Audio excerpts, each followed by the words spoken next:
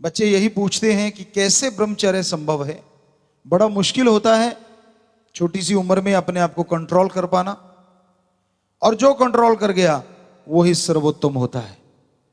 उत्तम बहुत होते हैं, अच्छे बहुत होते हैं, पर सर्वश्रेष्ठ वही हो सकता है जो अपने आप पे कंट्रोल पाना सीख जाता है।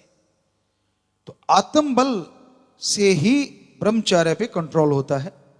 खान पान में कुछ चीजें आपको ऐड करनी पड़ेंगी, बदलाव लाना पड़ेगा। ऐसी चीजें ना खाएं जो बेहद बेहद गर्म हो, ऐसी चीजें ना खाएं जो आपको परेशान करती हो। सात्विक भोजन हो, कोशिश कीजिए बहुत स्वस्थ भोजन कीजिए।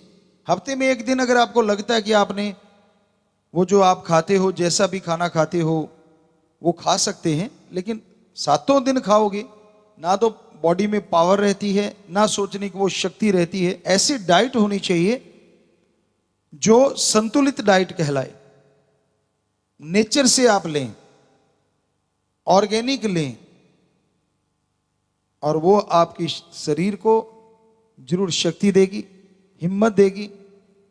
और साथ में अगर राम का नाम, अल्लाह, वाहिगुरु, गॉड, खुदा का नाम आप लेते हैं तो ब्रह्मचर्य में आगे बढ़ने में आपको बहुत बहुत सहायता होगी और आप ब्रह्मचर्य का पालन कर पाएंगे। ब्रह्मचर्य का पालन हम इसलिए कहते हैं, चाहे आप पढ़ाई करते हैं, चाहे गेम्स हैं, चाहे आप किसी चीज पे रिसर्च करते हैं, चाहे खेती बाड़ी करते हैं, चाहे बिजनेस है, चाहे व्यापार है, चाहे पढ़ते हैं, तो ब्रह्मचर्य हर क्षेत्र में चहुमुखी विकास करने में दुनिया में सबसे नंबर 1 दवाई है। अगर ये कहें तो रामबाण है, कोई दो राय नहीं। ब्रह्मचर्य होता क्या है, वैसे तो आपको बता चुके कि अपने विचारों में भी कंट्रोल करने की कोशिश करो कि गलत नेगेटिव थॉट्स ना आ पाए। चलो विचार चलते हैं, धीरे धीरे सुमरण से कंट्रोल होंगे, पर बड़ी बात यह भी होती है कि अपने वीर्य को जाने ना दो। आमतौर पे डॉक्टर साहबान कहते हैं, कई बार सुना है कि ये तो जी ओवरफ्लो हो जाता है, सवाल ही पैदा नहीं होता, हो ही नहीं सकता। तो फिर छोटे बच्चों के क्यों नहीं हो पा रहा? असलियत ये है कि ये एक ढाल का काम करता है। जब बाहर नहीं तो अंदर रहता है, अंदर से ऐसी ढाल बन जाता है, डीएनए को इतना पावरफुल कर देता है कि जिससे हर तरह के रोग से लड़ना चुटकी का काम हो जाता है। आत्मबल बुलंदी पे जाता है, आत्मबल बहुत बढ़ जाता है, और आत्मबल जैसे जैसे बढ़ता जाएगा और आपके अंदर जो सोचने की शक्ति है, बीमारियों से लड़ने की शक्ति है, अपनी बुराइयों से लड़ने की शक्ति है, उसमें बहुत बहुत इजाफा हो जाता है, बहुत ज्यादा वो बढ़ जाती है। हमने प्रैक्टिकली मेथड ऑफ मेडिटेशन किया है, पढ़ी पढ़ाई बातों पे नहीं। 32 नेशनल गेम स्टेट लेवल पे हमने लगभग सभी में गोल्ड जीता। तो नेशनल लेवल तक वो गेम हमने कुछ जा पाए, कुछ में नहीं, मोस्टली स्टेट लेवल तक वो गेम खेले। तो हमें पता है, आज भी खेलते हैं जब भी समय मिल पाता है, कि बॉडी को मजबूत करता है। अर्ली मॉर्निंग पढ़ा करते थे 3 घंटे, उसमें भी अव्वल आ जाते थे, तो याददाश्त शक्ति को बहुत बढ़ाता है। एक बार आपने एक चीज को अगर 100% ध्यान देके पढ़ लिया तो माइंड में बैठ जाती है और वो निकलती नहीं। और पढ़ाई के तरीके होते हैं, अगर आपके अंदर आत्मबल है या वैसे भी आप बल रखते हैं अंदर का हौसला, लिख के याद करो, बोल के याद करो, और इमेज बना के याद करो। पढ़ने वाले बच्चे बैठे हुए यहां भी और सुन भी रहे होंगे। पहले कोशिश कीजिए लिखने की। कुछ भी याद करना है आप लिखिए, आपके माइंड में कहीं ना कहीं वो बैठता जा रहा है। बोलिए, उससे क्या होता है, आप देख के बोल रहे हैं, आंखें इन्वॉल्व हो गई, मुंह इन्वॉल्व हो गया, आपके कान इन्वॉल्व हो गए। सिर्फ माइंड को एक चीज नहीं 3 चीजें रिपीट करवा रही हैं कि ये इसको याद रखना है। ये हमारी अजमाई टेक्निक है, 100% परफेक्ट है। और फिर इमेज बनाना। अब आपने लिखा तो लिखने में काफी हद तक आपको कुछ याद हो आया, जब बोलेंगे आराम से बोलिए, जोर से रट्टा लगाने की जरूरत नहीं, वो तो भजन बाणी गाया करते हैं। कई होते हैं रट्टे वाले, ये था रावण, वो था वो था वो था वो था, ऐसे साथ वालों को भी डिस्टर्ब हो जाते हैं, यार ये पढ़ रहा है या मेरे को तंग कर रहा है। बल्कि ये ध्यान एकाग्र करके पढ़ो। जब पढ़ने बैठो तो सिर्फ पढ़ो, ये नहीं दो आपने मेथड किए, कोई भी जैसे मैथमेटिक्स है उसका कोई भी सवाल हल कर लिया, जो भी आपकी क्लास है, केमिस्ट्री है, फिजिक्स है, या जैसी भी चीजें आप रखते हो, क्योंकि हम तो नॉन मेडिकल के स्टूडेंट थे, तो उसको जब पढ़ते हो ये नहीं कि एक मेथड को याद किया और बीच में गपशप मार दिए, फिर दूसरे को फिर गपशप, पहले वाला आता गया, दूसरा 70% रह गया, बाकी गया। जब पढ़ने बैठो तो ये सोच के बैठो सिर्फ और सिर्फ पढ़ना है।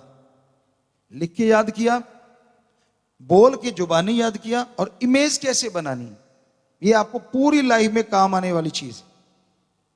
हम सिर्फ सोच के, मान लो 2-3 घंटे सोते भी हैं, 4 घंटे भी सो लेते हैं, हमारा 2 से 6 का मैक्सिमम है, 6 कभी कभार साल में, अदरवाइज 4 घंटे, तो 2 से 4 होता है। लेकिन ऑटोमेटिकली हम उठ जाते हैं, कभी अलार्म या चीजों का इस्तेमाल नहीं करते, स्कूल टाइम से ही। कैसे पॉसिबल है, कैसे संभव है ये? वही जो आपको कह रहे हैं, सोने जा रहे हो तो सिर्फ सो, गहरी नींद। आप आज के टाइम के अकॉर्डिंग 6 से 8 घंटे गजब, 6 घंटे भी कर लिया हो गया काम, बहुत है। पर जब नींद करने जा रहे हो, सिर्फ नींद, यानी पूरी गहरी नींद आनी चाहिए। तो ये इमेज की बात आपको कर रहे थे, आपने वो फार्मूला लिख भी लिया, बोल भी लिया, अब उसको ध्यान से देखिए। इसमें इन्वॉल्व होंगी आपकी आंखें, 9 इंद्रियां आपकी इसमें साइलेंट सी हो जाती है, सिर्फ आंखों को छोड़ के। 2 कान, 2 नाक, 1 मुंह और 2 नीचे की इंद्रियां हैं, ये लगभग साइलेंट हो जाती है। तो इसका मतलब पूरी पावर आपकी आंखों के द्वारा माइंड के साथ कनेक्ट हो गए आप। तो ऐसे एक इमेज बनाए, आंखों को ऐसे स्थिर रखते हुए, सामने इमेज है, आपका वो मेथड है, उसको देखिए। बंद कीजिए आंखें, फिर देखो, बंद करके फील करो क्या आपके अंदर उनकी फोटो बन रही है। तीसरी बार फिर बंद करके फोटो बनाओ, 3 बार में फोटो जरूर बनेगी। आप प्रैक्टिस करेंगे तो 3 तरह से आपने याद कर लिया, टेंशन फ्री हो जाओ, 100% याद रहेगा उसका आंसर, और कहीं भी जाइए आप भूलेंगे नहीं। मेहनत तो करनी है, आप वैसे करते होंगे, इस टेक्निक से करके देखना। हम अपने स्कूलों में गुरुकुल, ऑनलाइन गुरुकुल की तरह मानते हैं कि गुरुकुल है वो, वहां पे बहुत सारे बच्चे आज विदेशों में आए थे यहाँ मिलने एक बार, तो हजारों बच्चे कहीं ना कहीं नौकरी कर रहे हैं, कहीं ना कहीं ऑफिसर बन गए हैं, कोई कुछ है कोई कुछ। तो बड़ी खुशी हुई उन्हें देखे, प्लेयर थे जिनको हमने सिखाया करते थे वो कोच भी बने हुए, तो बड़ा अच्छा लगता था ये सब देख के। डॉक्टर हैं, इंजीनियर हैं, वकील हैं, हर तरह से तरक्की करके नन्हे नन्हे वो फूल हमारे। तो उनको भी हम यही टेक्निक बताई हुई थी। प्लेयर की अलग है थोड़ा, लेकिन ये है पढ़ने की टेक्निक। तो आप यकीन मानो, ब्रह्मचर्य का इसके साथ अगर साथ हो जाए तो 100% याद रहेगा जो आपको बताया, ताउम्र तक याद रख सकते हैं आप। अगर ब्रह्मचर्य नहीं है तो भी पेपरों के समय में यकीन मानो ऐसा करने से 80 से 90% आपको याद हो जाएगा। इसमें तो कोई आपको कुछ छोड़ना नहीं है। लेकिन ये बच्चों हमेशा याद रखा करो जब पढ़ने लगो, क्योंकि +2 10th के ये पेपर नजदीक आ रहे हैं बोर्ड के, तो बड़ा टेंशन ले लेते हैं बच्चे। क्या टेंशन लेने से आपके सारे क्वेश्चन हल हो जाएंगे?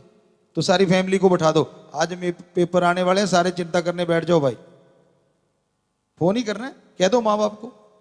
आप अकेले कर रहे हो, सारी फैमिली मिलकर टेंशन करेगी, हो सकता है सवाल बढ़िया हो जाए। होगा ऐसा? नहीं होगा। बच्चे कह रहे हैं नहीं होगा। तो सच है ये कि टेंशन लेने से जो याद किया 50% उड़ जाता है। तो क्यों, फिर किस लिए? मां बाप का प्रेशर है। किस बात का प्रेशर मां बाप देते हैं भाई? नहीं देना चाहिए मां बाप को प्रेशर।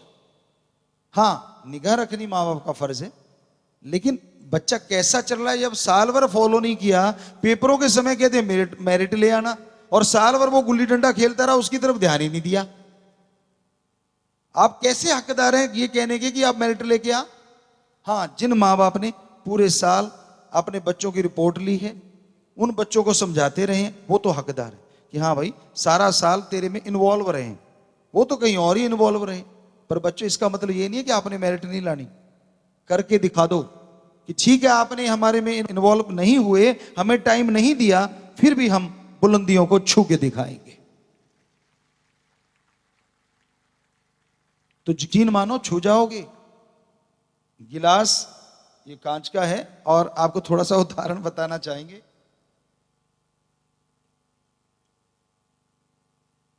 जैसे ये गिलास आपको दिख रहा है, किसी को पौना भरा हुआ दिख रहा है और किसी को चौथा तीसरा हिस्सा खाली दिख रहा है। अब जिसको खाली दिख रहा है उसमें नेगेटिविटी ज्यादा है और जिसको भरा दिख रहा है उसमें पॉजिटिविटी ज्यादा है। गिलास को कभी आधा खाली मत कहो कि गिलास आधा खाली है, गिलास को कहो नहीं आधा भरा हुआ है। कहने का मतलब आपके अंदर पॉजिटिविटी चाहिए, नेगेटिविटी की कोई जगह नहीं होनी चाहिए। किस बात की नेगेटिविटी करते हैं आप? क्यों? उससे पड़ा हुआ भूलने के लिए। ऐसा तो आप चाहेंगे नहीं पूरे साल का आपका बर्बाद हो जाए पढ़ा लिखा, तो इसलिए टेंशन फ्री रहो। जरूरी है ध्यान को एकाग्र करना, यानी फोकस बनाना। उसके लिए जरूरी है पूरे साल में। कई बार हमसे बहुत सारे बच्चे जो आज आपको कहा, जो आपसे बहुत सीनियर हैं, ऑफिसर भी बन गए हैं, वो हमसे पूछा करते गुरुजी आप कैसे पढ़ते थे, कैसे तालमेल बिठाते थे। तो आपको सच बताते हैं, हम सुबह लगभग 3:30 उठते थे। ये गांव का ही रिवाज था, पूरा गांव उठता था और 4 बजे तक फ्रेश फ्रूश होके अपना मुंह धो के जो दूध वगैरह थोड़ा पीते हैं उस समय वो पिया, और लैंप होते थे उस समय, हम उसको साफ करते, कपड़ा लिया, हल्का पानी फेंका और लैंप शीशा साफ किया और मिट्टी का तेल पहले रात को ही डाल के लेटते थे। असल तो रात को ही साफ होता था, वो रखा और गेट बंद। और मदर फादर थे तो उनको पहले ही बोल देते कि प्लीज अब इस एरिया में मत आना, हम अपने आप बाहर आ जाएंगे। तो 4 से 7 वो 3 घंटे हमारी लाइफ का ऐसा टाइम होता था जिसमें हम खूब दिल लगा के 3 घंटों में पता ही नहीं होता था दुनिया कहाँ है और कौन कहाँ जी रहा है, कैसा है। सिर्फ और सिर्फ बुक्स होती थी। और कुछ बातें आपको बताना, जब छुट्टियां होती थी 1.5 महीने की, लोग छलांगे मारते नहीं, पहले हफ्ता हमारा होता था जो होमवर्क मिला है उसका सफाया करके रखना, नहीं मिला तो नई क्लास की किताबें आएंगी उसको पढ़ के रख देना। हिंदी, इंग्लिश, पंजाबी एक साइड में पढ़ के इंटरेस्ट में पढ़ के रख देते थे। कहीं से कोई सवाल पूछ ले पूरे साल हम उसी समय सुना देते थे। अब होमवर्क कर लिया पहले 7 दिन में, सारे बुक्स वगैरह मंगवा ली, अब टेंशन फ्री, बाकी महीना करो एंजॉय, कोई चक्कर ही नहीं।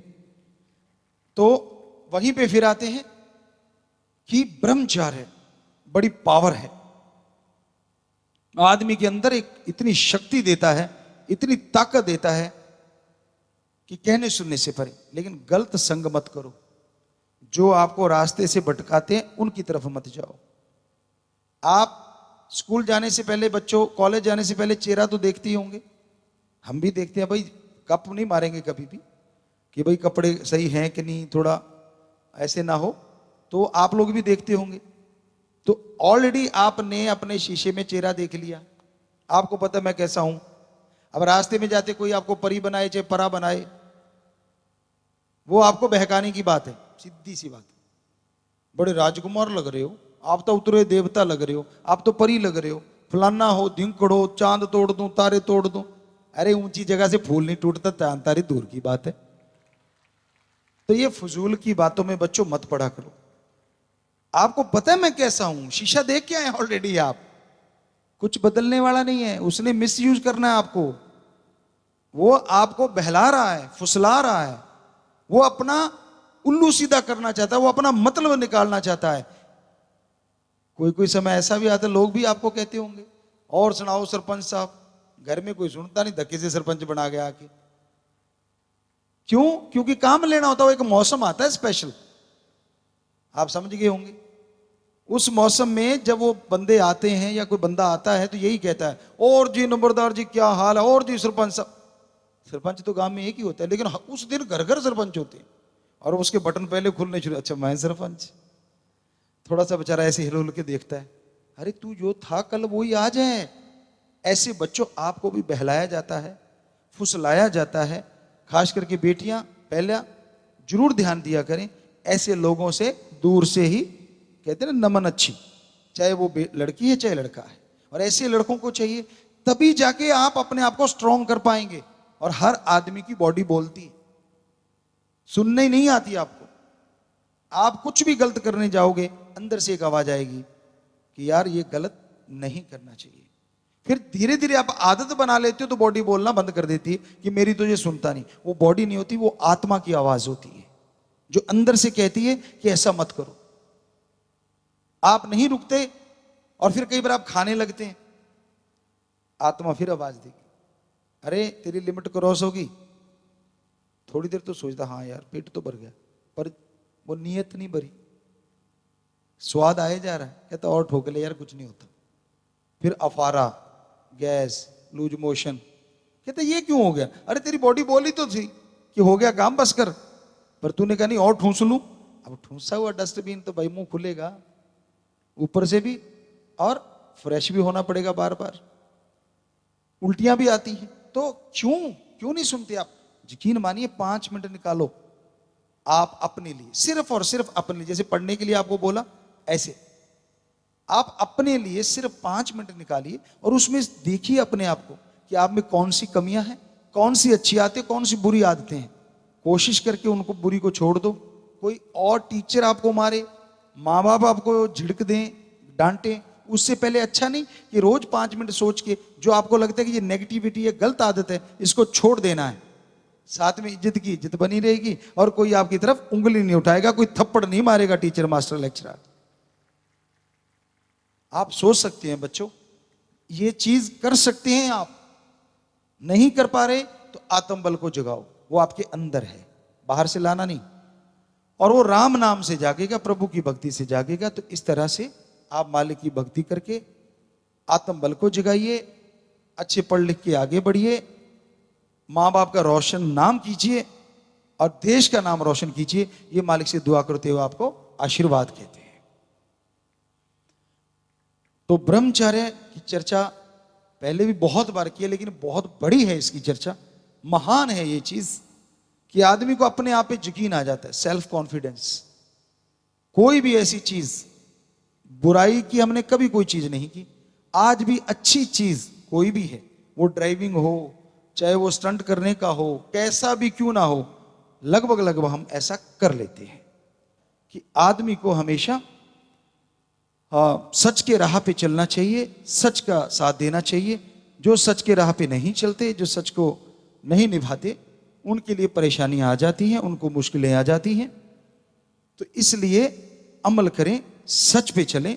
सच का रास्ता एक ऐसा रास्ता है जिसमें चलना मुश्किल होता है, जिसके लिए बड़ी मुश्किलें आती हैं, लेकिन सच हमेशा सच रहता है और झूठ हमेशा बदल जाया करता है। हम एक कहावत कहा करते हैं, जो हमारा अनुभव है लाइफ का, सच कह के भूल जाओ और झूठ कह के दिमाग को बार बार घुमाओ। सच्ची कही बात के लिए याद रखने की जरूरत नहीं। आज अगर आपने सच बोला है, 20 साल बाद उसी टॉपिक को कोई आपसे पूछेगा तो सच को याद करने की क्या जरूरत है? वही बोलोगे जो सच था। हाँ, जो आपने झूठ बोला है, हो सकता है साल बाद कोई आपसे पूछे, झूठ को याद रखना पड़ेगा। क्यों? क्योंकि झूठ मारा है, वो आपकी फितरत नहीं, असलियत नहीं है। तो उस झूठ को याद रखना पड़ता है। जिंदगी में अपनाएं सच को, ओम हरि अल्लाह राम को, भगवान को, वो एक सच्चा है। फिर अपने व्यवहार में भी सच्चाई को लेके आओ। यकीन मानिए आप बहुत तरक्की कर पाएंगे। सच बोल के भूल जाओ और झूठ बोल के दिमाग घुमाओ, क्योंकि बार बार दिमाग में याद रखना पड़ेगा कि यार वहां तो मैंने ये झूठ बोला है, साल बाद कोई पूछेगा तो कहीं और ही ना बना दूं। सच सच ही है, जो बोल दिया चाहे सारी उम्र में कभी पूछ लो वो सच ही रहेगा। तो इसलिए बच्चों, सच को हमेशा रुतबा दो, था उसका रुतबा है और हमेशा रहेगा। सांच को आंच नहीं आती, चाहे कोई कुछ भी क्यों ना करे। कभी जो सच को माने का पुजारी है, सच कौन है? ओम। अलग अलग धर्मों में अल्लाह, वाहिगुरु, गॉड, खुदा, राम, हरि, ईश्वर, बहुत सारे नाम हैं, लेकिन वो ओम एक ही शक्ति है, नाम अलग अलग है। कहते जी नहीं, थोड़ा अलग हो सकता है। कैसे हो सकता है? पानी को जल, नीर, वाटर, वाशर, आब, नीलू, नीरू, पानी रख लो, कितने नाम ले दो, क्या पानी का स्वाद या रंग बदलेगा? नहीं बदलता। क्या आपने पानी के पीछे लोगों को झगड़ते देखा है कि मेरे पानी को जल क्यों कहा, जल को वाटर, वाटर को आब क्यों कहा? कभी हुआ झगड़ा? तो कई लोगों से हम पूछा करते थे, अपने देश में लगभग कोने कोने में हम गए, पूछते थे कि यार क्या पानी के नाम पे लड़ते हो? कहते नहीं गुरुजी, पानी के नाम पे तो कभी नहीं लड़े।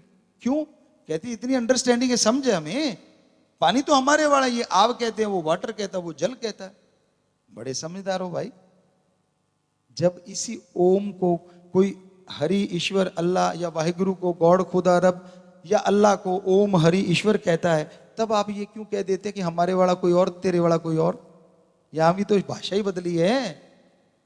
जब पानी का नाम बदलने से पानी नहीं बदलता, तो उस मालिक का नाम बदलने से वो कैसे बदल सकता है? एक था, एक है और एक रहना है। सच था, सच है और सच रहेगा। दुनिया की हर चीज बदल रही है। चंद्रमा, सूरज में भी बदलाव निश्चित है और कंटिन्यू हो रहे हैं, क्योंकि हम विज्ञान को मानते हैं, विज्ञान के स्टूडेंट रहे हैं। धर्म को तो हमने रिसर्च किया हुआ है, वो महाविज्ञान है। विज्ञान उसमें से निकली छोटी सी नदी है और कुछ नहीं है। तो धर्मों में महाविज्ञान छुपी हुई है, हमने उनको पढ़ा, फिर उसका अनुभव किया, तो वो सब मिला जो धर्मों, एक भी शब्द धर्मों में गलत नहीं लिखा। तोड़ मरोड़ के या अपनी तरफ से उसको लिख के हम बना दें तो अलग बात है। जो ओरिजिनल हमारे पवित्र ग्रंथ हैं, कहीं उसमें गलत नहीं है। इतनी महासाइंस है, पूछो मत। उस समय में एक छोटी सा उदाहरण देके फिर आप विराम देते हैं इस चीज को। उस समय यह बताया गया था कि समुद्र की तलहटी से ही सोना मिला और जितने खनिज लवण और यहां तक कि चांदी धातु भी मिली। छोटी सी बात लगी। आज अगर साइंस की माने तो कम से कम हमारे पवित्र वेद 12,000 साल पुराने, धर्म की माने तो आदिकाल से चले आ रहे हैं। उनको तब भी पता था कि समुद्र के नीचे सोना है। छोटी बात नहीं, बहुत बड़ी बात है। इसका मतलब उनके पास पनडुब्बी थी या ऑक्सीजन सिलेंडर थे, तभी उन्होंने नीचे जाके वो खोजा और निकाल लाए। और आपने अब जाके कोशिश की है, तब जाके वो मशीनें ली हैं और जाके नीचे जाते हो और आप कहते हो जी हमने बड़ी साइंस का मतलब इजाद कर दी। हमारे धर्म को फॉलो कर रहे हो आप, बुरा ना मनाना कोई, पर ये हकीकत है। धर्म में इतने साल पहले लिखा हुआ है पानी के नीचे सोना, और धर्म में देखे बिना नहीं लिखता कभी भी कोई संत, अनुभव करता है। तो कोई तो नीचे गया होगा, उसको ऑक्सीजन भी चाहिए समुद्र की तलहटी में जाने के लिए। तो इसका मतलब उस समय भी विज्ञान उनके पास गजब की थी। वो गए, वहां से सारी चीजें लेके आए और बाहर आए, और आप कहते हो हमने नई चीज बना ली। तो धर्म महाविज्ञान है।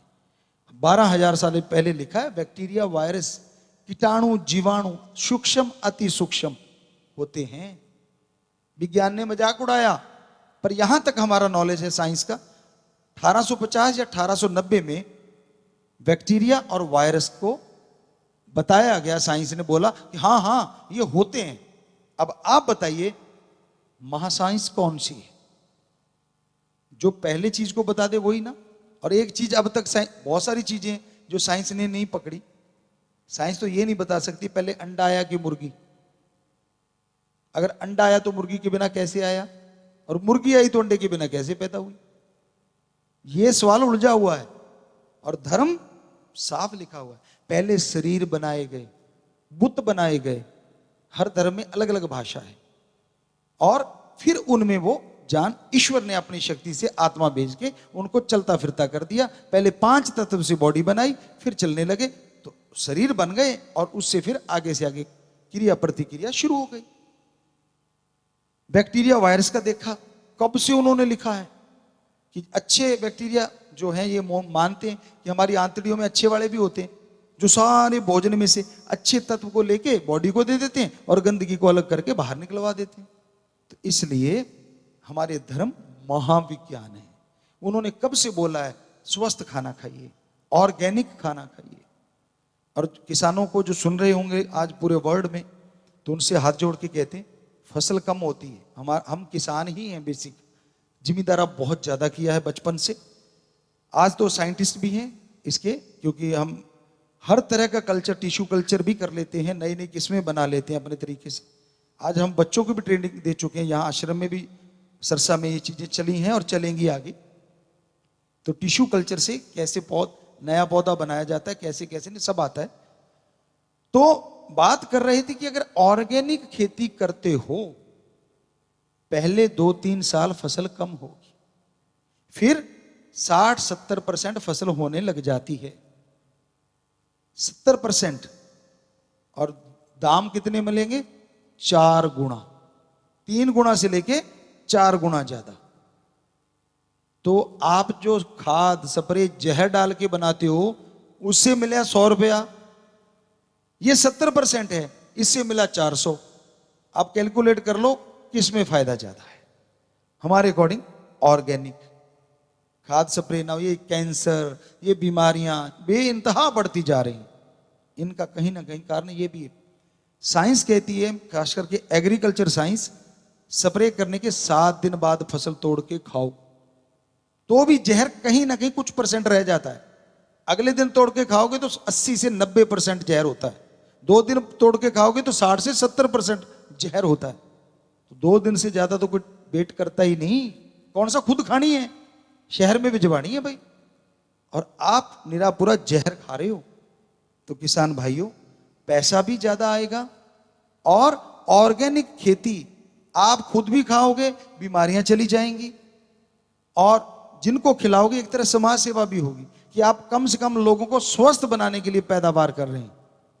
तो ये हमारा प्रैक्टिकल किया हुआ है कि 70 से ज्यादा, हमने तो 80 तक भी ले गए, गेहूं को 80% तक भी फसल ले ली, क्योंकि इसमें जो स्प्रे वगैरह करते हैं वो होती है आक का हो गया, दतूरा हो गया, छाछ जो होती है मट्ठा बोल देते हैं, लस्सी बोल देते हैं, वो हो गई, गौमूत्र हो गया। ऐसे कुछ चीजों को सड़ाते हैं पहले एक ड्रम में, हमने ऐसा प्रयोग करके देखे हैं।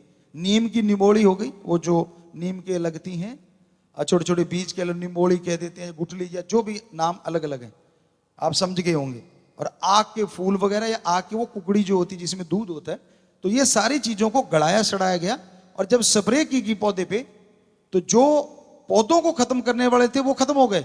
आदमी दूसरे दिन भी उसको खाएगा तो वो जहर नहीं मिलेगा, उड़ जाता है, धूप से खत्म हो जाता है। तो ये ऑर्गेनिक स्प्रे है। ऐसे प्रयोग हम बहुत करते रहते हैं कि जिनके खेत नहीं है, खेती बाड़ी नहीं है, जिनकी जमीन जगह भी बहुत थोड़ी है, तो कैसे आप पानी में खेती कर सकते हैं, सिर्फ पानी में।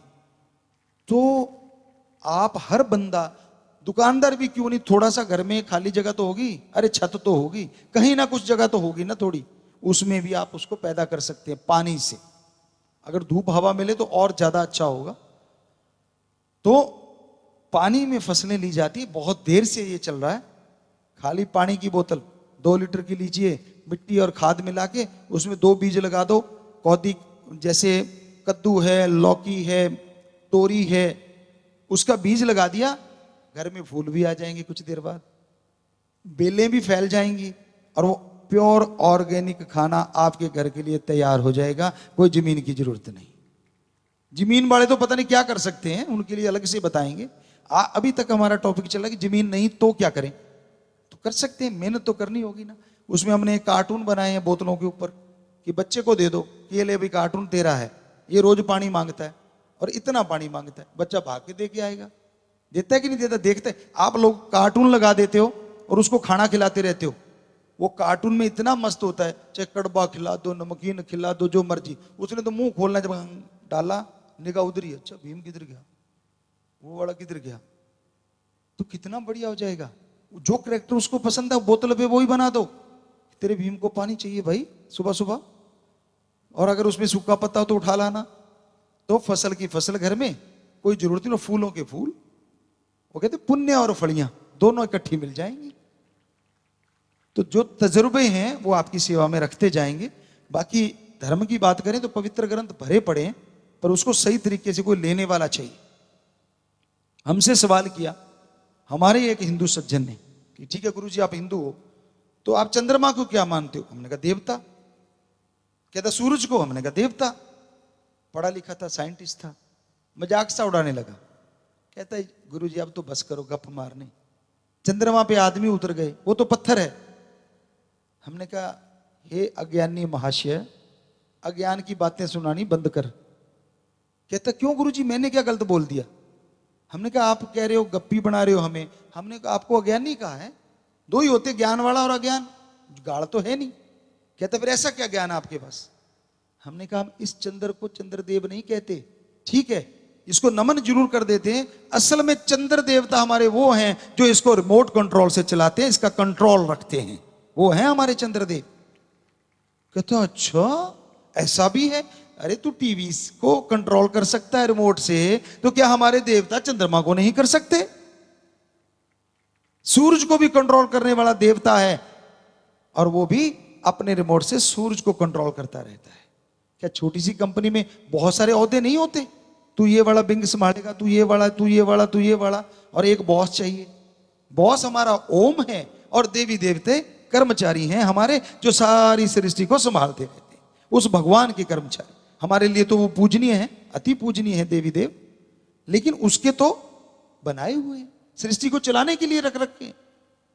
तो ये इस तरह से आपको ज्ञान होना चाहिए अपने धर्म का, नहीं तो आपको मुंह नीचे लटकाना पड़ेगा। आपको हाँ यार है तो वो पत्थर ही, क्यों पत्थर है भाई? है वो पत्थर, लेकिन उसको तो चलाने वाला है, उसका नाम है चंद्रदेव। तो इस तरह से सही नॉलेज तभी आएगा जब खुले दिमाग से हम धर्म को पढ़ेंगे, एक विज्ञान के दृष्टिकोण से धर्म को पढ़ेंगे। और ये हमने अनुभव किया है, 100% देखा है कि हाँ वो देव अपने रिमोट से चलाते, उनका रिमोट हाथ में नहीं रहता, अपनी आंखों से अपनी भावना से ही वो इसको चलाते रहते। आप कहो जी एक और छोड़ दा, एक और छोड़ दिया जी, नहीं छोड़ा नहीं हमने। क्या आई स्कैन नहीं होती आजकल? क्या थंब से गेट नहीं खुलते? होता ना जी, आई स्कैन भी होती है और थंब से भी खुलता है। तो क्या देवी देवताओं के पास साइंस नहीं है? आपके पास है।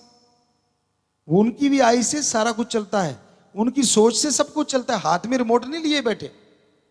तो वो बहुत हाईटेक है, हमसे बहुत आगे हैं साइंस में, इसलिए हम उनको देव मानते हैं, पवित्र मानते हैं, कि उनके पास बहुत शक्तियां हैं, ऐसी शक्तियां जो मालिक ने उनके अंदर इजाद कर रखी हैं, पैदा कर रखी हैं।